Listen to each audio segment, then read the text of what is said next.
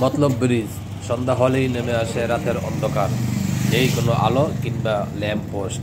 এই অন্ধকারেই জমে ওঠে ফুচকা, চটপুরি ও নানান ধরনের কেক ও ঝালমুড়ির দোকানগুলো। মতলব ব্রিজ এটি ঢাকা চাঁদপুরের একটি গুরুত্বপূর্ণ সড়ক।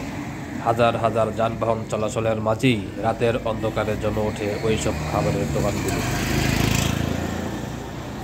তবে অন্ধকারে ক্রেতা বিক্রেতার কোনো সমস্যা হয় না বলেও জানালেন দোকানদাররা।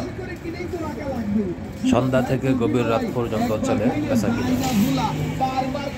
আর স্থানীয় সহ চাঁদপুরের বিভিন্ন এলাকা থেকে মতলব ব্রিজে আত্মীয় স্বজন বন্ধু বান্ধব নিয়ে খাবারের জন্য আসে মতলব ব্রিজে।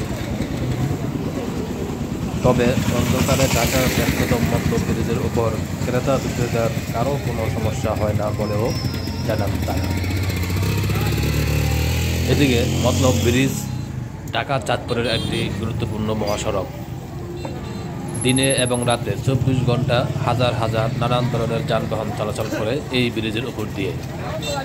যে কোনো সময় এই ব্রিজের উপর দুর্ঘটনা ঘটতে পারে বলেও জানালেন স্থানীয়রা।